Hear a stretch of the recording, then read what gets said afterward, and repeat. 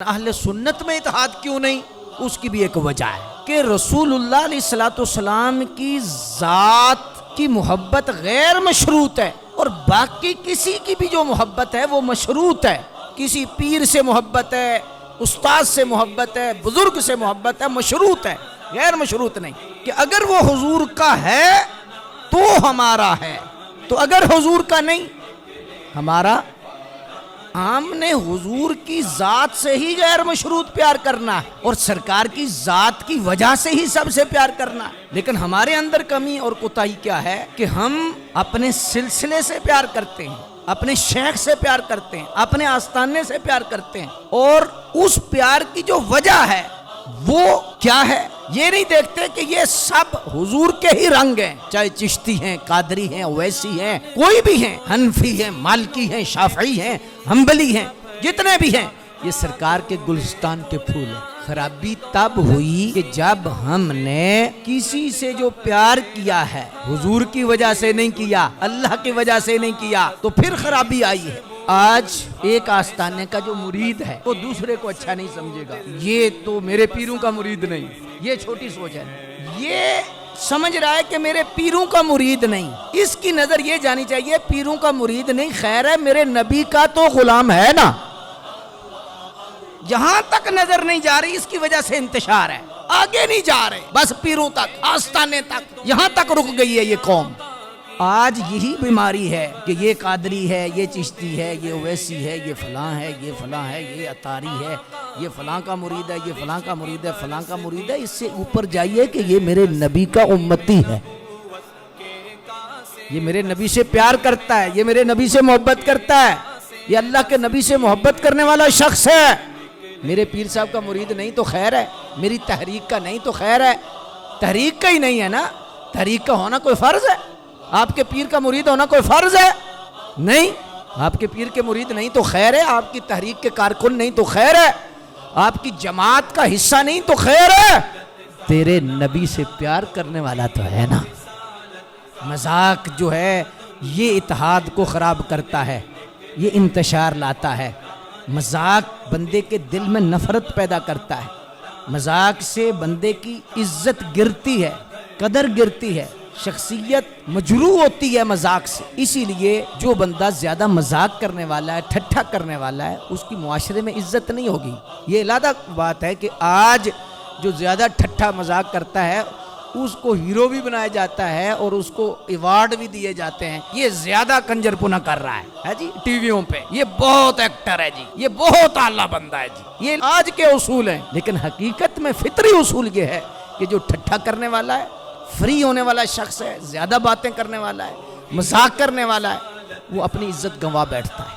اپنی جو اوقات ہے یا اپنا جو بھروسہ ہے وہ آدمی ختم کرتا ہے جو دوسرے کے ساتھ مذاق کرتا ہے۔ اچھا حضور تشریف لے جاتے تھے، میں اتنے بڑے پیر صاحب ہوں، میں اتنا بڑا محدث ہوں، میں بڑا اتنا استاذ ہوں، میں اتنی خانقاہ ان کی درگاہ کا اتنا بڑا سجادہ نشین ہوں، اسے کیوں نہیں لائے؟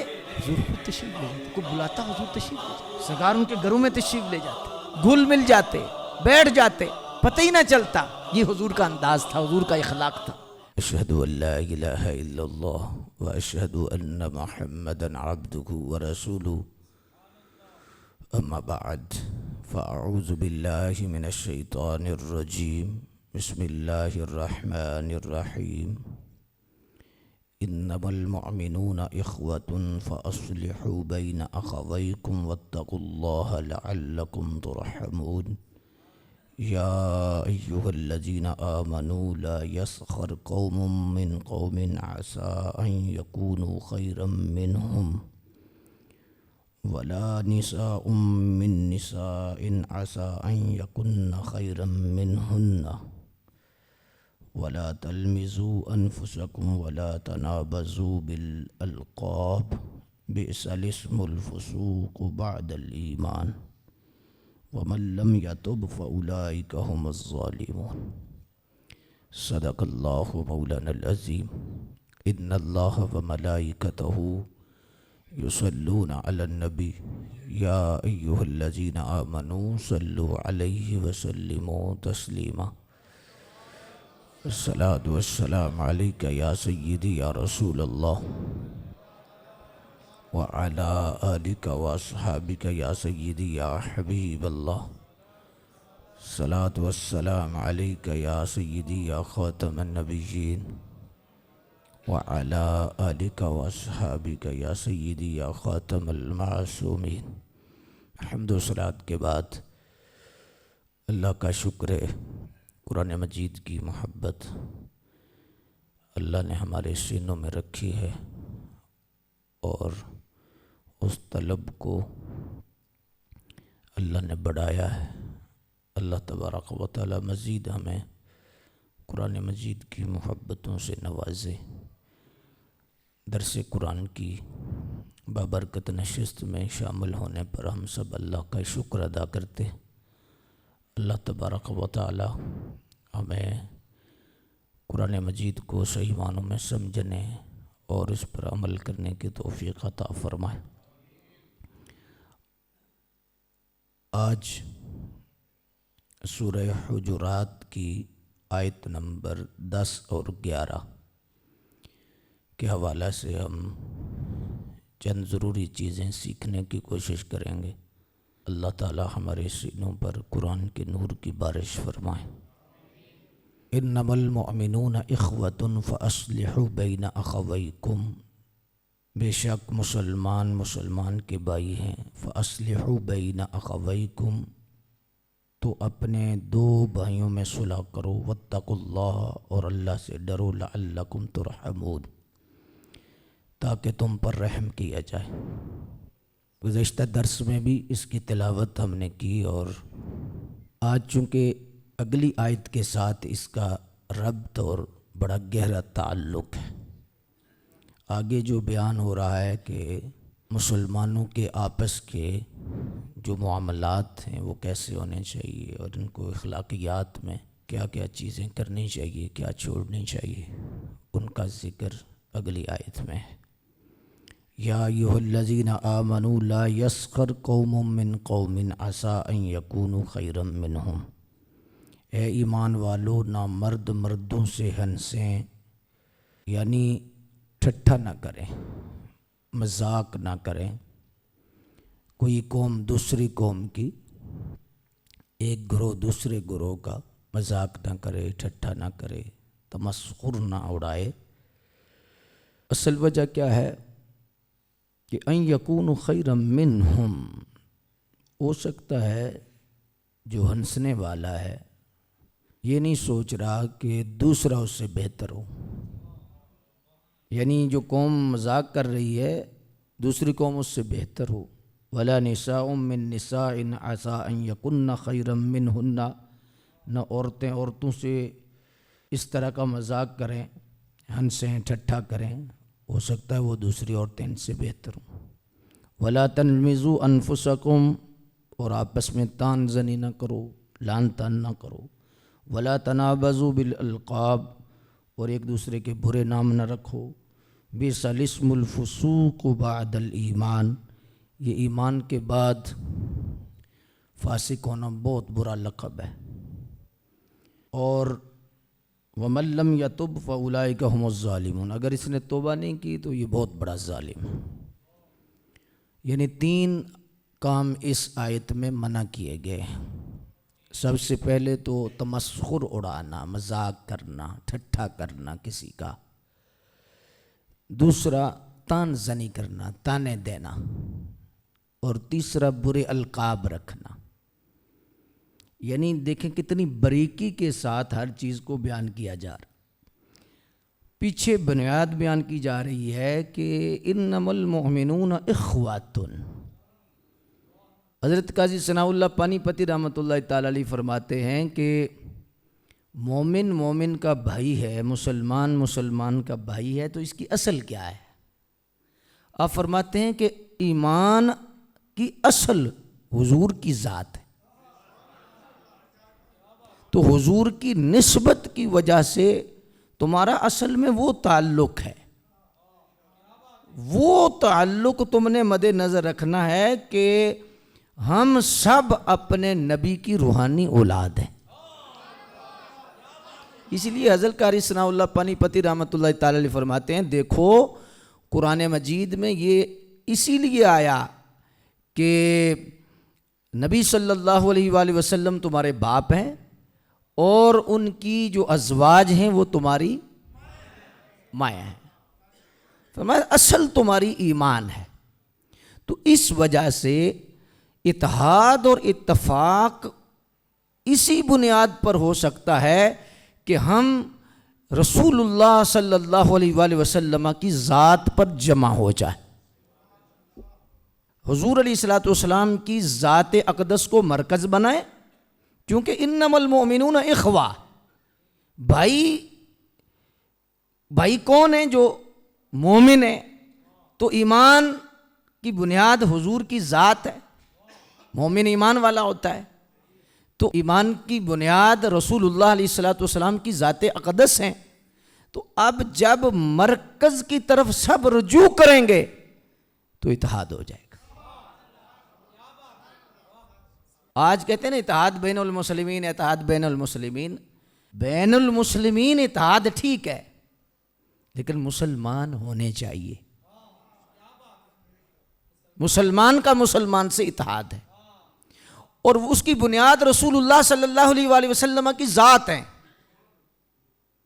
ایک انداز میں صرف اللہ کو ماننے والے تو یہودی بھی ہیں، عیسائی بھی ہیں، لیکن مسلمان وہ ہیں جو اللہ کو بھی مانتے ہیں اور رسول اللہ صلی اللہ علیہ وسلم کی ذات کو بھی مانتے ہیں۔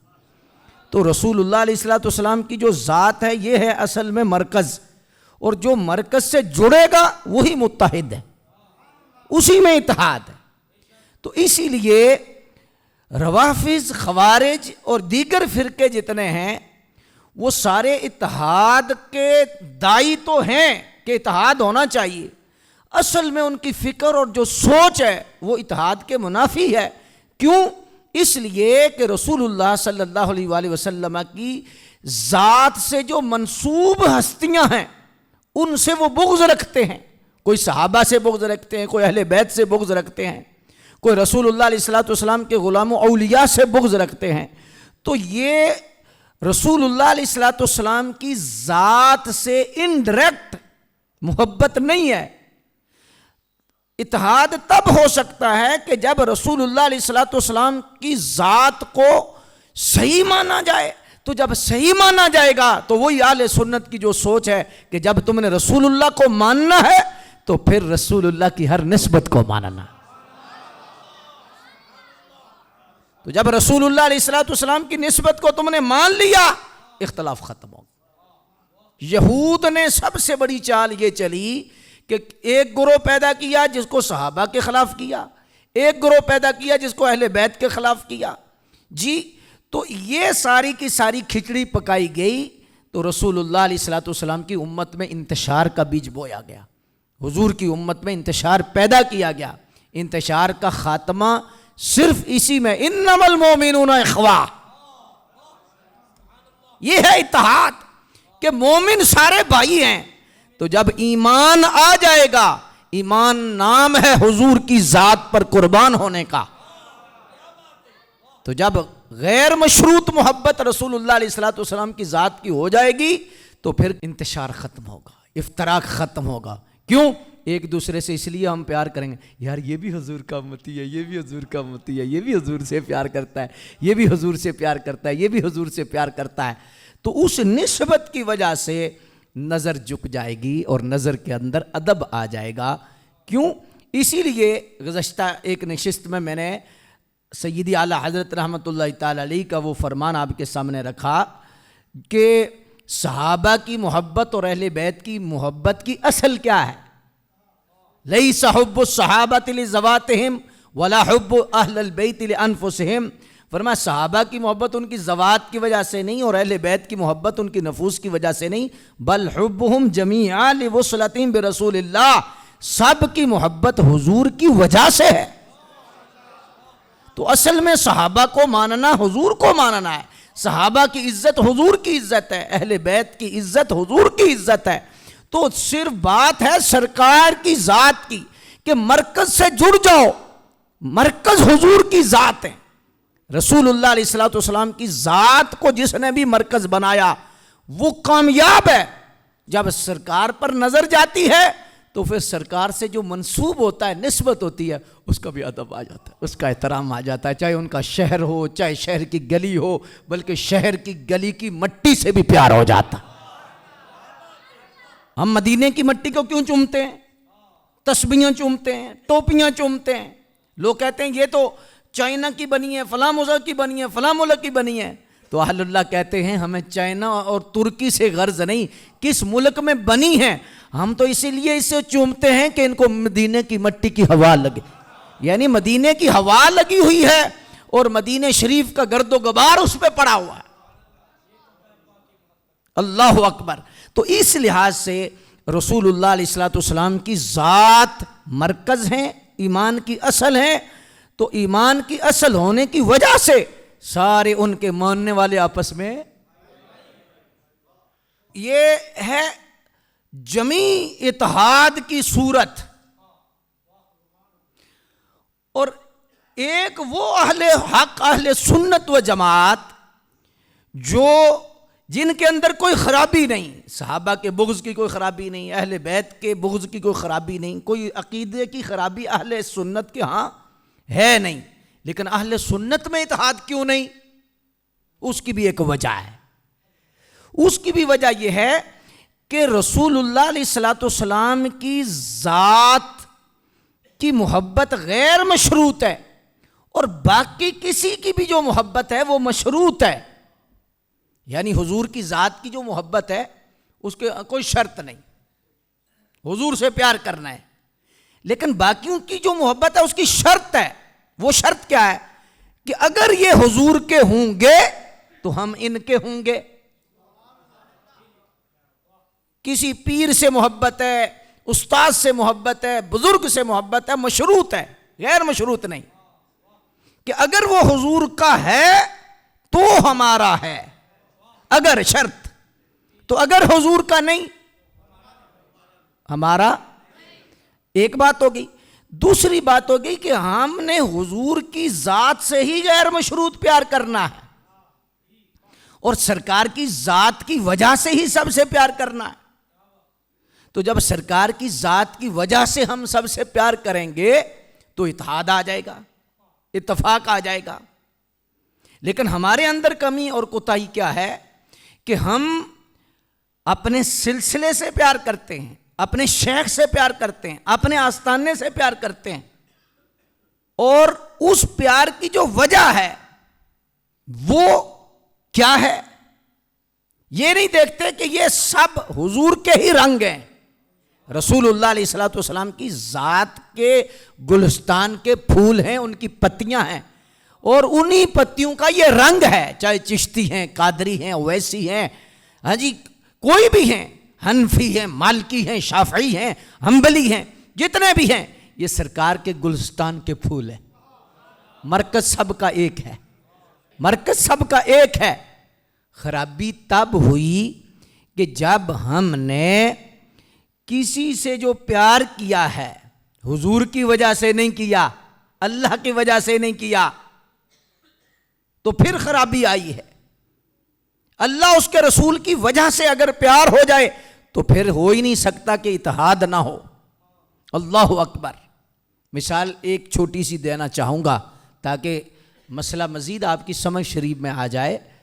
دیکھیے کہ آج ایک آستانے والا، ایک آستانے کا جو مرید ہے وہ دوسرے کو اچھا نہیں سمجھے گا، یہ تو میرے پیروں کا مرید نہیں، میرے پیروں کا، میرا پیر بھائی، یہ چھوٹی سوچ ہے نا، یہ سمجھ رہا ہے کہ میرے پیروں کا مرید نہیں، اس کی نظر یہ جانی چاہیے پیروں کا مرید نہیں، خیر ہے میرے نبی کا تو غلام ہے نا۔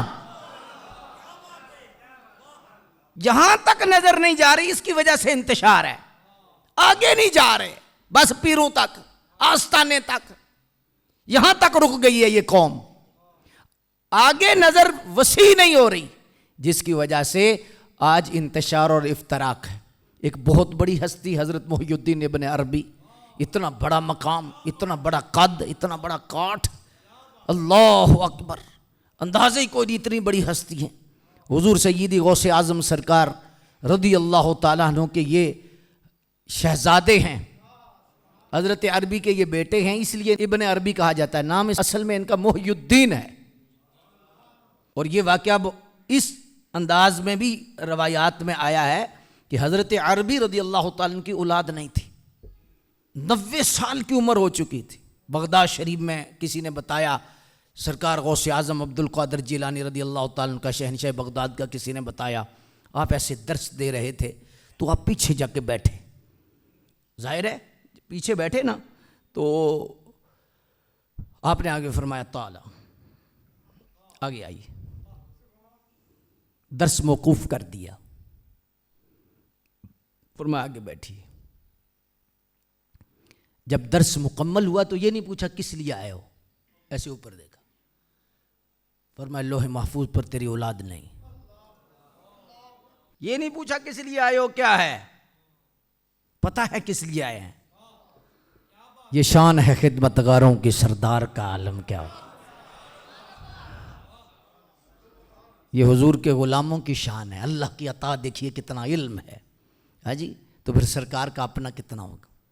جس منبع سے روشنی کی ایک کرن کا یہ عالم ہے، اس سورج کا مقام کیا ہوگا۔ لوح محفوظ پہ اولاد کوئی نہیں، بابا بڑا سیانہ تھا، کہ لوح محفوظ پہ ہوتی تو مجھے مل جاتی۔ اس درگاہ پہ آئے اسی لیے ہوں کہ آپ اس کے لاڈلے ہیں، آپ کی دعا قبول ہوتی ہے، آپ اس رب سے عرض کریں تو آپ جب عرض کریں گے تو مجھے امید ہے رب ٹالے گا نہیں۔ اللہ اکبر۔ تو آپ نے فوراً ہاتھ اٹھائے دعا کے لیے ہاتھ اٹھائے، جب ہاتھ اٹھائے تو اس کے بعد فرمایا ادھر آؤ، اپنی پشت کے ساتھ فرمایا میری پشت لگاؤ، میری پشت میں ایک ہی بیٹا ہے، میں تجھے منتقل کرتا ہوں، اس کا نام میرے نام پہ رکھنا اور قیامت تک اس کا چرچا ہوگا۔ اس لیے پھر آپ کا نام محی الدین رکھا گیا، محی الدین ابن عربی، محی الدین ابن عربی۔ اللہ اکبر، اتنا بڑا قد اور اتنا بڑا کاٹ ہے، اللہ اکبر۔ آپ کے بارے میں ایک واقعہ مشہور ہے، آپ کے جو مرشد کریم تھے نا، ظاہر ہے کہ مرشد سے عشق ہوتا ہے، محبت ہوتی ہے، ہونی بھی چاہیے، ہاں جی، اور یہی فیض لینے کا ایک طریقہ ہے۔ تو ہوا کیا کہ کسی دوسرے ایک عالم دین کے بارے میں پتہ چلا کہ وہ حضرت کے بارے میں اختلاف رائے رکھتے ہیں، ان کے ساتھ اختلاف رکھتے ہیں، تو آپ کے دل میں نا ان کی نفرت پیدا ہو گئی۔ جب ان کے دل میں نفرت پیدا ہو گئی تو یہ سلسلہ بڑھنے لگا۔ ایک دن خواب میں حضور تشریف لائے، حضرت محی الدین ابن عربی فرماتے ہیں میرے خواب میں حضور تشریف لائے اور حضور نے فرمایا ابن عربی فلاں عالم دین سے آپ کیوں اختلاف رکھتے ہیں؟ عرض کی حضور وہ میرے پیر صاحب سے اختلاف رکھتے ہیں۔ تو آپ نے فرمایا کہ آپ کو اس لیے نفرت ہے کہ وہ آپ کے پیر صاحب سے نفرت کرتے ہیں، آپ کو اس لیے محبت نہیں ہوئی کہ وہ مجھ سے محبت کرتے ہیں۔ پیر صاحب سے نفرت ہے تو اس لیے نفرت ہے، ایک زاویہ تو آپ نے سوچا، لیکن یہ زاویہ نہ سوچا کہ جس بندے سے میں نفرت کر رہا ہوں یہ میرے نبی سے تو پیار کرتا ہے، یہ میرے نبی سے تو محبت کرتا ہے۔ جب ہم یہ سوچیں گے تو پھر بہار آئے گی۔ پھر فرماتے ہیں صبح اٹھ کے تو میں نے ان سے معذرت کی، تو آخر جب تحقیق کی تو پتہ چلا غلط فہمی ہے، مسئلہ صحیح ہے ہی کوئی نہیں۔ اکثر ایسا ہو جاتا ہے، غلط فہمی کی بنیاد پر ایسا سلسلہ ہوتا ہے۔ آج یہی بیماری ہے کہ یہ قادری ہے، یہ چشتی ہے، یہ اویسی ہے، یہ فلاں ہے، یہ فلاں ہے، یہ اتاری ہے، یہ فلاں کا مرید ہے، یہ فلاں کا مرید ہے، فلاں کا مرید ہے۔ اس سے اوپر جائیے کہ یہ میرے نبی کا امتی ہے، یہ میرے نبی سے پیار کرتا ہے، یہ میرے نبی سے محبت کرتا ہے، یہ اللہ کے نبی سے محبت کرنے والا شخص ہے۔ میرے پیر صاحب کا مرید نہیں تو خیر ہے، میری تحریک کا نہیں تو خیر ہے، تحریک کا ہی نہیں ہے نا، تحریک کا ہونا کوئی فرض ہے؟ آپ کے پیر کا مرید ہونا کوئی فرض ہے؟ نہیں، آپ کے پیر کے مرید نہیں تو خیر ہے، آپ کی تحریک کے کارکن نہیں تو خیر ہے۔ آپ کی جماعت کا حصہ نہیں تو خیر ہے، تیرے نبی سے پیار کرنے والا تو ہے نا۔ انما المؤمنون اخوہ، انما المؤمنون اخوہ، کیا ہے؟ مومن آپس میں بھائی بھائی ہیں، ٹھیک ہے؟ تو بنیاد اصل میں قاضی ثناء اللہ پانی پتی رحمۃ اللہ تعالی علیہ فرماتے ہیں کہ حضور کی ذات ہے، تو حضور کی ذات کی وجہ سے جب ہم پیار کریں گے تو پھر اتحاد آئے گا، اتفاق آئے گا، اور یہ نسخہ ہے اہل سنت میں اتحاد کا۔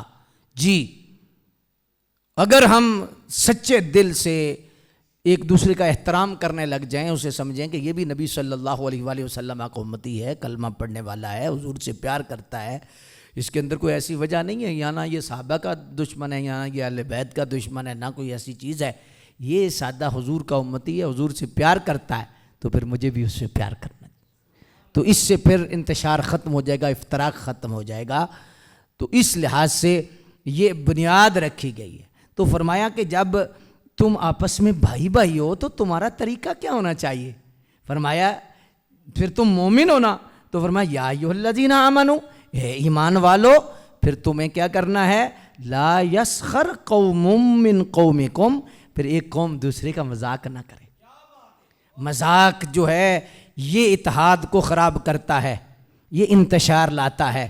مذاق بندے کے دل میں نفرت پیدا کرتا ہے، مذاق سے بندے کی عزت گرتی ہے، قدر گرتی ہے، شخصیت مجروح ہوتی ہے مذاق سے۔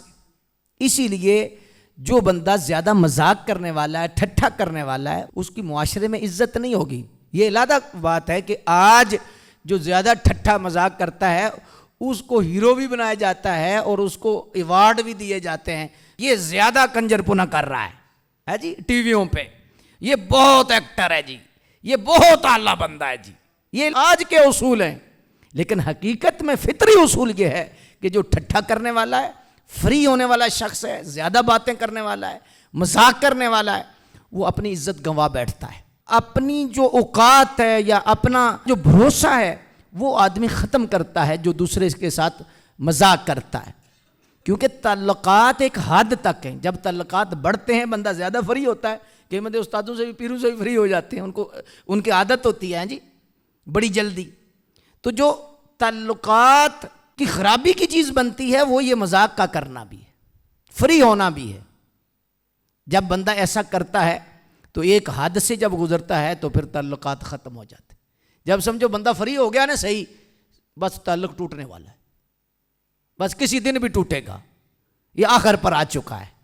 تو اس لحاظ سے یہ چیز اگر انسان کے اخلاق میں آ جائے کہ کسی سے مذاق نہیں کرنا، ٹھٹھا نہیں کرنا، تو یہ قرآن کا کیسا سنہری اصول ہے، قرآن کیسا سنہری اصول دے رہا ہے۔ من حیث قوم، اگر ایسا کیا جائے، قوم کا مذاق نہ کرے۔ یہ کیوں حرام ہے؟ مفسرین نے لکھا اس لیے کہ اس میں سب سے زیادہ دل آزاری کا پہلو ہے، دل ٹوٹتا ہے۔ کسی کا تمسخر کرنا یہ اگلے کی دل آزاری کا سبب بنتا ہے۔ حتیٰ کہ فقہا نے ایک مسئلہ لکھا ہے، فقہا نے لکھا ہے کہ استاذ کی کتنی قدر ہے، کتنی عزت ہے، لیکن ایک بچے کو وہ تمسخر سے بلاتا ہے، اس کا مذاق کرتا ہے، تو فقہا نے لکھا ہے کہ اگر بچے کے دل میں بے اختیاری طور پر استاد کی قدر ختم ہو جاتی ہے تو بچے پر کوئی حکم نہیں لگتا۔ بچے پر کیا ہے؟ حکم نہیں لگتا کہ تو استاد کا ادب نہیں کر رہا، اسے پوچھ گچھ نہیں ہوگی، کیونکہ اس کے بے اختیاری اس کے جو ہے وہ دل سے جو ہے وہ محبت نکلی ہے اور استاد کی نفرت پیدا ہوئی ہے۔ اور پھر فقہا نے لکھا ہے کہ ایسے استاد کو طالب علم سے معافی مانگنی چاہیے۔ استاد کے بارے میں فقہا نے لکھا ہے کہ ایسے استاد کو اس طالب علم سے معافی مانگنی چاہیے جس سے وہ مذاق کرتا ہے، ٹھٹھا کرتا ہے، تمسخر کرتا ہے۔ تو یہ اتنی بری چیز ہے مذاق کرنا، ٹھٹھا کرنا، اس لیے یہ حرام کر دیا گیا ہے۔ دیکھیے آج یہ بیماری اتنی عام ہے کہ نوجوان بالخصوص آپس میں جو فری ہوتے ہیں، اتنا مذاق کرتے ہیں، اتنا کچھ کرتے ہیں، تو ہوتا کیا ہے کہ بعض دفعہ ایسا ہوتا ہے کہ بندہ محسوس تو نہیں کرتا ہے لیکن دل میں نفرت پینا شروع ہو جاتی ہے، دل کے اندر وہ کڑن ہوتی ہے، چبھن ہوتی ہے۔ اور بعض دفعہ ایسا بھی ہوتا ہے عام طور پر مذاق برداشت ہو جاتا ہے، مذاق کیا جاتا ہے، سونا جاتا ہے، لیکن بعض دفعہ بندے کا موڈ آف ہوتا ہے، طبیعت صحیح نہیں ہوتی، اس وقت وہی بات جو ہے وہ تیر کی طرح لگتی ہے۔ تو اس لیے دل کو سوراخ کرنے والی سب سے جو بڑی چیز ہے، دل کو چیرنے والی اور دل کو زخمی کرنے والی، یہ مذاق ہے، یہ ٹھٹھا ہے۔ اس لیے فرمایا کہ یہ حرام ہے، یہ نہیں کرنا چاہیے، اور معاشرے کے اندر بگاڑ کا، قوم کے اندر بگاڑ کا، انتشار کا، گھر کے اندر انتشار کا جو سب سے بڑا سبب ہے وہ یہ مذاق ہے۔ یہ نہیں کہ جو بندہ مومن ہوتا ہے وہ بالکل خشک ہوتا ہے، مومن خشک نہیں ہوتا، بالکل بے موڈ بنائی رکھے، او ہو نہیں، خوش مزاج ہوتا ہے، اس کے چہرے پہ مسکراہٹ ہوتی ہے، مزاح بھی کرتا ہے۔ مزاح سے کیا مراد ہے کہ ایسی بات جو دوسرے کی دل آزاری کا سبب نہ بنے بلکہ خوشی کا سبب بنے۔ اصل میں مسئلہ علت یہاں دل آزاری ہے، وجہ کیا ہے؟ دل آزاری ہے۔ تو وہ مزاح جس میں دل آزاری نہ ہو، جیسے رسول اللہ علیہ السلام کے بے شمار ایسے واقعات ملتے ہیں کہ جن میں اللہ کے نبی صلی اللہ علیہ وسلم نے مزاح کیا ہے، لیکن حضور حکیم الامت علیہ رحمت نے یہاں پر ایک بات لکھی ہے جو میں آپ کو سنانا چاہوں گا۔ وہ کیا ہے؟ آپ فرماتے ہیں کہ یہ ایک حد تک ہونا چاہیے، یہ نہیں کہ مزاح حضور کی سنت ہو تو سارا دن لگے رہنا چاہیے۔ فرمایا نہیں، حدود کے اندر، تیری شخصیت ڈیمیج نہ ہو کہ تو جب ہر وقت ایسا کرے گا تو تیری شخصیت جو ہے وہ مجروح ہوگی اور تیرا قد کاٹھ جو ہے نا وہ گرے گا۔ تو اس لیے کبھی کسی وقت ماحول کو بہتر کرنے کے لیے تو ایسے الفاظ جس میں سچائی ہو، صداقت ہو، جھوٹ نہ ہو، کیونکہ جو جھوٹ بول کر دوسرے کو ہنساتا ہے، صحیح حدیث کا مفہوم ہے، فرمایا وہ جہنم میں اپنا ٹھکانہ بنا لے، وہ جہنم کے قریب ہوتا جاتا ہے جو جھوٹ بول کے لوگوں کو ہنساتا ہے۔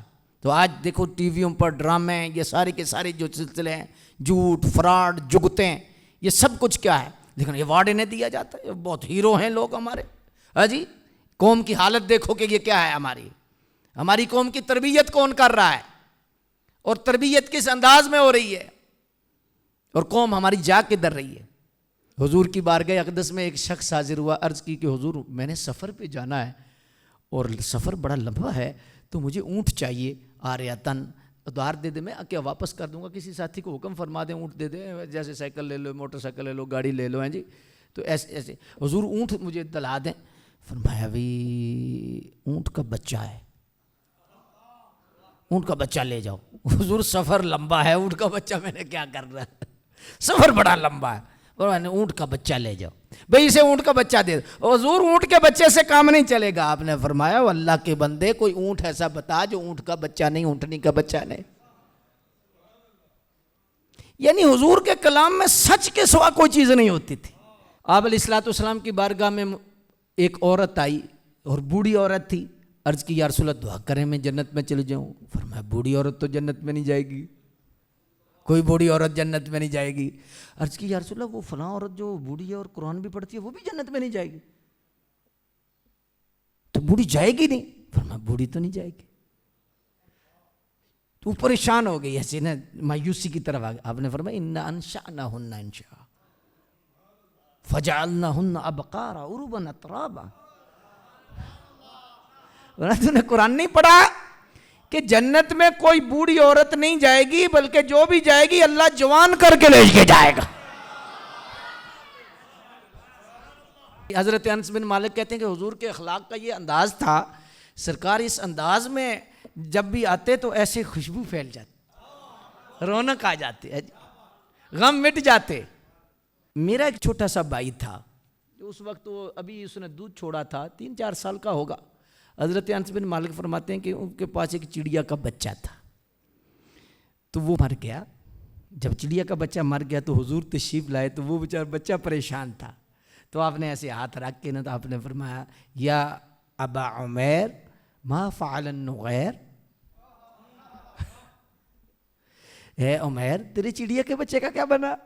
تو جب بھی حضور آتے نا تو آپ اس کو یہ کہتے، اسے یہ فرماتے، یہ مسلم شریف کی حدیث شریف ہے، اور اس سے پھر 1000 سے زیادہ مسئلہ استنباط کیا محدثین حضور کے ایک جملے سے، جس میں پرندوں کا گھر میں رکھنا، پرندوں کا پالنا، پرندوں کا بیچنا شرائط کے لحاظ سے، جس پہ شرائط اسلام نے رکھی ہے، یہ جائز قرار دیا ہے۔ ہاں جی، اسی حدیث سے یہ پرندے گھر میں رکھ سکتے ہیں، لیکن شرط کیا ہے؟ بھوکے نہ ہوں، پیاسے نہ ہوں، لڑائی کے لیے نہ ہوں۔ جیسے کبوتر لڑانے کے لیے رکھتے ہو، یہ جائز نہیں۔ کتے لڑانے کے لیے، ویسے بھی کتے کا تو حکم بھی اور ہے کہ اگر وہ شوقیہ رکھا جائے گا تو اس گھر میں فرشتہ نہیں آئے گا۔ ہاں، آپ حفاظت کے لیے رکھ سکتے ہیں، آپ ایسی جگہ کے موجود ہیں یا کوئی آپ کو سیکیورٹی کا مسئلہ ہے تو آپ کتا رکھ سکتے ہیں، ہاں جی، حفاظت کے زمرے میں جو بھی آتا ہے۔ لیکن شوق سے ایک کتا پکڑا ہوا ہے، دوسرا پکڑا ہوا ہے، گلی میں جا رہے ہیں تو کتا پکڑا ہے، روڈ پہ جا رہے ہیں تو کتا پکڑا ہوا ہے، ہاں جی، بعض دفعہ بندوں پہ ترس آتا ہے یار، بچوں پہ، جوانوں پہ مجھے ترس آتا ہے، اور پھر ہم اللہ کا شکر ادا کرتے ہیں کہ اللہ تیرا کتنا شکر ہے، تیرا کتنا کرم ہے کہ ہر وقت باوضو رہنا، قرآن پڑھنا، قرآن پڑھانا، ہاں جی، مسجد کے ساتھ تعلق، پھر ایسی پاکیزگی، یہ ساری طہارت، ہاں جی، یہ سارے کا سارا سے پھر اللہ کا شکر ادا کرتے ہیں ہم، تو پھر ترس آتا ہے ایسے۔ تو کتا اس طرح کا رکھنا یہ تو ویسے ہی جائز نہیں ہے، شوقیہ جو گھروں میں کتے آج کل بہت رواج پر چلا ہے، چونکہ یہود و نصارہ یورپ کی ہم کاپی کرنا چاہتے ہیں، بس ہم چاہتے ہیں کہ کسی نہ کسی طرح ساتھ مل جائیں، ہاں جی، بالکل ہم نظر آئیں ایسے، ہمارا انداز ایسے ہو، ہمارے بولنے کا انداز ایسے ہو، ہمارے کھانے کا انداز ایسے ہو، شادیوں کا انداز ایسے ہو۔ وہ تنگ پڑ گئے اپنے سسٹم سے، اپنے سارے نظام سے تنگ پڑے ہوئے ہیں، ان کے قابو میں نہیں آ رہا، بے قابو ہو گیا سارا سلسلہ، ہاں جی، اور ہم کاپی کرنے کے لیے تیار ہوئے ہیں کہ کسی طرح ہم اس دوڑ میں ان کے ساتھ مل جائیں۔ اے مسلمان، تو دوڑ میں یورپ سے نہ مل، تو مدینے کی طرف دیکھ۔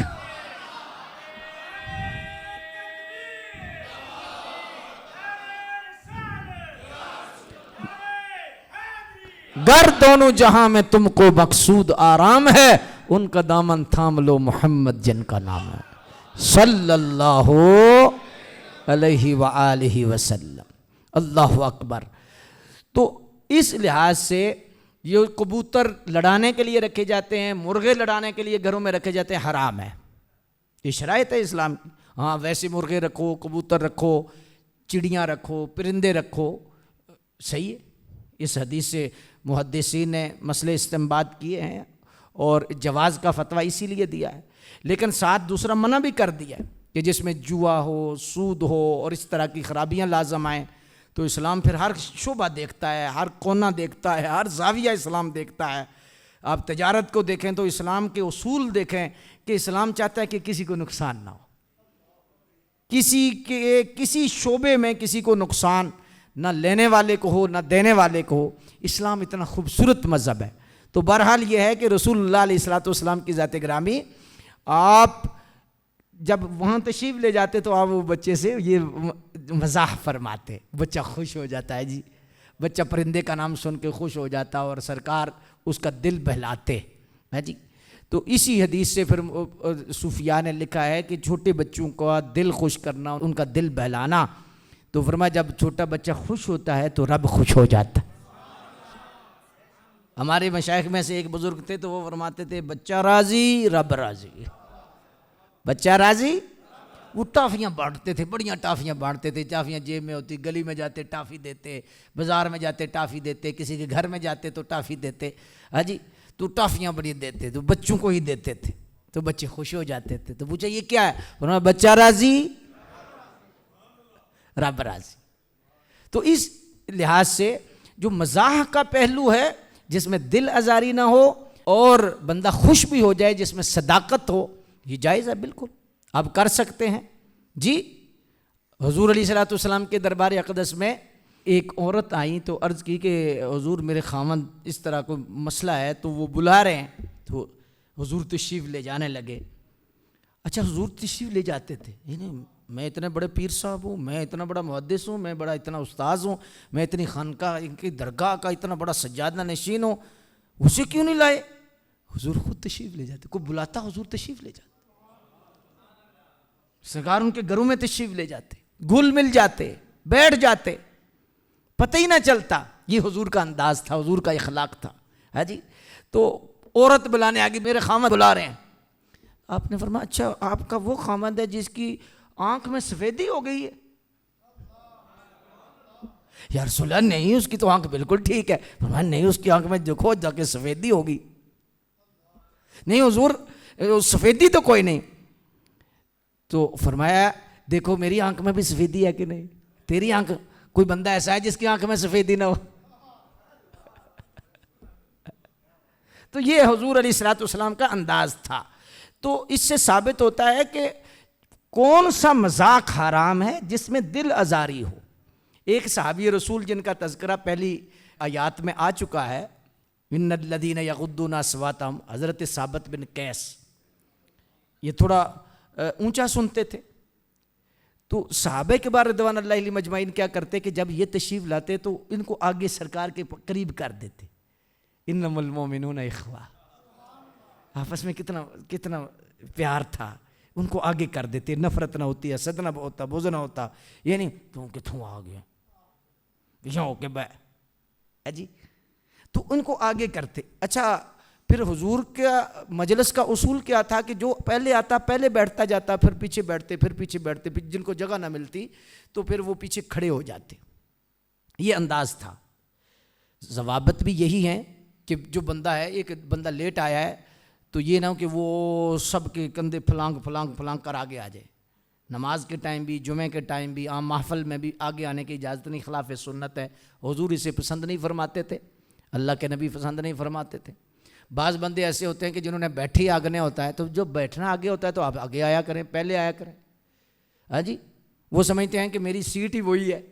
ایسا ہوتا ہے نا کہ میری پکی سیٹ ہے وہاں، تو میں نے ادھر ہی جانا ہے. تو اس میں بھی اصل دل آزاری کا پہلو ہے، اور بندے کا نا دل دکھتا ہے کہ آپ جب کندھا پھلانگتے ہیں تو انسان اس کو اچھا نہیں سمجھتا، دل میں بات آتی ہے. تو اسلام چاہتا ہے کہ تمہارے دل جڑے رہیں، تمہارے دلوں میں نفرت نہ آئے یا تمہارے دلوں میں کوئی ایسی بات نہ آئے. تو بندے جب پھلانگتے ہیں تو پھر یہ مسئلہ دل میں پیدا ہوتا ہے. اچھا مسئلہ یہی ہو گیا. پھر ثابت بن قیس رضی اللہ تعالیٰ عنہ آگے آتے گئے حتیٰ کہ حضور کے قریب آگے. ایک بندہ بیٹھا ہوا تھا تو ان کو انہوں نے اشارہ کیا کہ تم پیچھے ہو جائے.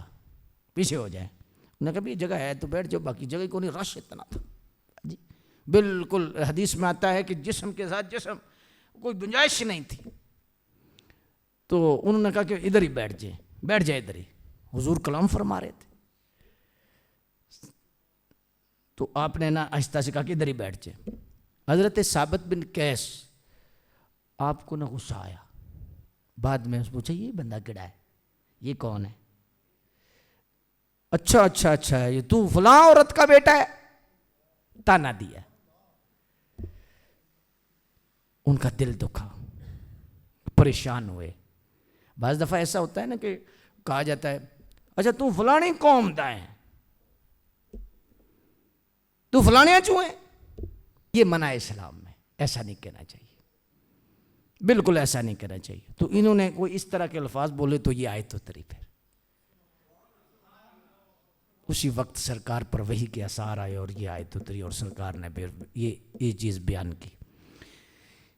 دوسرا اس آیت کا شان نزول ہے کہ بنی تمیم کے جو لوگ تھے نا، وہ حضرت بلال، حضرت خباب اور جو غریب صحابہ تھے ان پر جب وہ آتے تو ہنستے. ان کے کپڑے بیچاروں کے پرانے ہوتے، پھٹے ہوتے، انداز یہ ہوتا، تو وہ ایک مرتبہ ہنسے تو یہ آیت اتری. دوسرا شان نزول ہے. اس آیت میں چونکہ مردوں کے لیے علادہ ہے، عورتوں کے لیے علادہ ہے، چونکہ مسئلہ بڑا نازک ہے. عام طور پر قرآن مجید میں آپ دیکھیں گے تو عورتوں کے لیے کوئی حکم اس طرح کا علادہ بہت کم آیا. وَأَقِیمُوا الصَّلَاةَ وَآتُوا الزَّکَاةَ. یہ نہیں فرمایا کہ آپ نماز قائم کرو تو نماز میں، یہ تو مردوں کے لیے سیکھا ہے، تو عورتیں بھی بیچ میں ہیں. لیکن یہاں پر مسئلہ اتنا جو ہے وہ ضروری ہے اور یہ حکم اتنا اہم ہے کہ عورتوں کے لیے علادہ بیان کیا گیا. پہلے تو بتایا گیا کہ قوم دوسری قوم کی مذاق نہ کرے، مرد دوسرے مرد کا مذاق نہ کرے. اس لیے وجہ کیا بیان کی قرآن مجید نے کہ جس کا تو مذاق کر رہا ہے تجھے پتہ نہیں اس کا تقویٰ کتنا ہو، اللہ کے ہاں اس کا مقام کتنا ہو، اللہ کے ہاں اس کی عزت کتنی، اور تو مذاق کر رہا ہے، ظاہر کو دیکھ کے کر رہا ہے. تو سمجھ رہا ہے کہ یہ کون ہے یہ کون ہے، ہاں جی، اس کی ضرورت ہی کوئی نہیں، ہاں جی۔ تو تجھے یہ اندازہ نہیں کہ اللہ کے ہاں اس کا کیا مقام ہے، یہ تجھ سے بہتر ہو، یہ تو تجھے تو نہیں پتا، اور تو مذاق کر رہا ہے۔ اور حضور کی ایک حدیث کا مفہوم بھی ہے کہ اللہ کے نبی صلی اللہ علیہ وسلم نے فرمایا تم میں ایسے لوگ بھی ہیں جو پھٹے پرانے کپڑے والوں ہیں، لوگ جب گھروں کو جائے تو وہ دھکے دیں، لیکن فرمایا اللہ کے ہاں ان کا مقام اتنا ہے کہ جب قسم اٹھا لیں تو رب ان کی قسم پوری کر دیتے۔ اللہ کے ہاں اتنا مقام اور اتنا مرتبہ ہے۔ کوئی بھی بندہ ہے جب ہم اس کو ڈیگریڈ کرتے ہیں نا تو اس کے دل میں جو آہ نکلتی ہے نا یہ سارے دروازے کھول دیتی ہے اوپر سے، اس آہ سے بچنا چاہیے۔ وہ ایک بزرگ نے بڑی خوبصورت بات لکھی ہے نا، فرمایا تمہاری شکایت کو رب سے نہ کرے، تمہاری شکایت کوئی رب سے نہ کرے۔ تو یہ اصل مسئلہ شکایت کا ہے کہ دیکھیں ایک بندہ، عام طور پر یہ مسئلہ آج کل جو ہے بڑے لوگوں میں پایا جاتا ہے کہ جن کے محکوم، جن کے شاگرد یا جن کے آگے نیچے کام کرنے والے لوگ ہیں، تو بڑے جو لوگ ہیں وہ مذاق ٹھٹھا کر جاتے ہیں، وہ بیچارے مجبور ہوتے ہیں، وہ نہ جاب چھوڑ سکتے ہیں نہ وہ استادی شاگردی کا چونکہ تعلق ہوتا ہے چھوڑ نہیں سکتے، وہ پھر اندر سے کڑتے رہتے ہیں، اور جب اندر سے کڑتے ہیں تو پھر اس کو آہ کہتے ہیں، اس کو کیا کہتے ہیں؟ آہ کہتے ہیں، اور یہ بڑی بری لگتی ہے، یہ گولی سے سخت ہے، یہ آسمانوں کے سارے دروازے کھولتی ہے، ہاں جی، اس کی تپش سے بچنا چاہیے، یہ نسلیں جلاتی ہے۔ جب بندہ رب سے شکایت کر دینا تو اس سے ڈرنا چاہیے جی۔ تو عورتوں کے بارے میں بھی بالخصوص آیا دوسرے نمبر پر ساتھ ہی اسی آیت میں کہ وَلَا نِسَاءٌ مِّن نِّسَاءٍ عَسَىٰ أَن يَكُنَّ خَيْرًا مِّنْهُنَّ، عورت بھی عورتوں کا مذاق نہ کرے، چونکہ علادہ اس لیے مفسرین فرماتے ہیں آیا کہ عورتوں میں یہ چیز زیادہ پائی جاتی ہے، عورتوں میں زیادہ مذاق کیا جاتا ہے، کپڑوں کا مذاق کیا جاتا ہے، تانے دیے جاتے ہیں، اس طرح کے انداز اختیار کیے جاتے ہیں، تو پھر علادہ عورتوں کے بارے میں حکم آیا، کیونکہ انہوں کا کم ہی ہے کٹھیاں ہو جان، سبحان اللہ، پھر اللہ پناہ دے، 5 انگلیاں تو برابر نہیں ہوتی، سبحان اللہ، سیدہ کائنات کے غلاموں بھی ہیں، سبحان اللہ۔ ہماری مائی بہنوں میں بڑی بڑی نیک خاتون ہیں، رابعہ بصری رضی اللہ تعالیٰ کے نقش قدم پہ چلنے والی عورتیں ہیں جی، ایسی عورتیں بھی پاک باز خاتون ہیں، ہاں جی، جو عصمت و عفت کی پیکر ہیں، ایسی بھی ماشاءاللہ معاشرے میں عورتیں، لیکن ایک مجموعی طور پر ہمارے معاشرے کا حال ہے کہ عورتیں زیادہ کپڑے کنجدے پائے نہیں، تینوں چنگے کپڑے بھی نہیں لبدے، یہ تو ڈیزائن ہی ختم ہو گیا، ڈیزائن کا بڑا مسئلہ ہوتا ہے عورت کو بیچاری کو کہ نیا ڈیزائن کو ہے، نیا ڈیزائن آئے، نیا ڈیزائن آئے، ایک فنکشن میں دوسرا کپڑا نہیں، وہ پرانے فنکشن میں بھی پہن کے گئی تھی، یہ فنکشن یہ تو پرانا ہو گیا، یہ دیکھو یہ پچھلے فنکشن پہ بھی یہی پہن کے آئی تھی، یہ شکل۔ تو عورتوں کے اندر یہ چیزیں کیا ہوتی ہے، عورتوں کے اندر یہ چیزیں زیادہ ہوتی ہیں، تو اس وجہ سے پھر عورتوں کے لیے علادہ حکم آیا۔ اچھا، اس آیت کے شان نزول میں بھی سیدہ ام المومنین حضرت حفصہ رضی اللہ تعالی عنہا، آپ نے نا حضرت صفیہ حضور کی جو زوجہ محترمہ تھی، تو ان کو کہا کہ تو یہودی کی بیٹی ہے، کیا کہا؟ آپ رو پڑی، حضور کی بارگاہ میں شکایت لگا دی آ کے، تو جب شکایت لگائی تو آپ نے فرمایا چھوڑو جی، ان کو تو پتہ ہی کوئی نہیں، ان کو یہ نہیں بتایا کہ میں ایک نبی کی بہن ہوں، میں ایک نبی کی بیٹی ہوں، اور میں ایک نبی کی بیوی ہوں، تو ایسے ہی پریشان ہے۔ حضور نے کیسی تسلی دی، تو جب حضرت حفصہ ملی تو فرمایا حفصہ اللہ سے ڈرو، بلکہ ایک حدیث کے الفاظ ہیں کہ یہ ایسا جملہ ہے کہ سمندر میں گر جائے تو سمندر کے پانی کو گندا کر دے، ایسا جملہ نہیں بولنا چاہیے، ایسا نہیں کرنا چاہیے، اللہ اکبر۔ تو اس پر یہ پھر آیت کا یہ حصہ اترا اور یہ شان نزول بھی بیان کیا جاتا ہے۔ تو آگے فرمایا کہ وہی چیز بیان کی کہ تم عورتیں بھی نہ کریں، ہو سکتا دوسری عورتوں سے یہ بہتر ہو، اس طرح کا انداز نہیں ہونا چاہیے، تانے دینا معاشرے کے اندر دوسرے کو، اس کا بھی تعلق دل آزاری کے ساتھ ہے۔ پھر آگے ولا تنابزوا بالالقاب، ایک دوسرے کے برے لقب نہ رکھو، دوسرے کے نام نہ بگاڑو، اس کے حدیث شریف میں آتا ہے کہ ولا تنابزوا بالالقاب کے اعتبار سے ہے کہ کسی کو لنگڑا کہہ دیا، کسی کو لولا کہہ دیا، کسی کو کانا کہہ دیا، اس طرح کا جو لقب رکھ دینا، نام رکھ دینا، ہاں جی، تو ایسا شخص فاسق ہے۔ اسی لیے فرمایا نا بئس الاسم الفسوق بعد الایمان، ایمان کے بعد یہ فاسق ہونا، فسق، یہ اچھی بات نہیں۔ اور جب تک بندہ توبہ نہیں کرے گا فاولئک هم الظالمون، یہ ظالموں میں سے، ظالموں میں ہے یہ شخص جو تانے دیتا ہے، جو برے لقب رکھتا ہے، برے القاب رکھتا ہے۔ اچھے القاب تو مسنون ہے، عتیق، صدیق، ذو النورین، فاروق، شیر خدا، ہاں جی، کسی کا اچھا لقب بیان کر سکتے ہو، لیکن برے لقب، یہ وہ لقب جس سے وہ مسئلہ بیچ میں علت دل آزاری کی ہے کہ وہ ہر وہ فعل، ہر وہ جملہ، ہر وہ کام، ہر وہ مذاق حرام ہے جس سے دوسرے کی دل آزاری ہو۔ اس میں لکھ کے بھی، اشارے کے ساتھ بھی، ہاتھ سے، آنکھ سے، زبان سے، موڈ کے ساتھ، یہ سب حرام ہے۔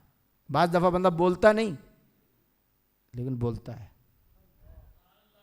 ایسے کہتے ہیں، آنکھیں مار دی، یہ سارے منع ہیں، حرام ہیں، جس سے دل آزاری ہو، دوسرے کا دل دکھے اور دوسرے کے دل میں اس طرح کی نفرت پیدا ہو، یہ ساری اس آیات میں، آیت مبارکہ میں اور ان آیات میں شامل ہے۔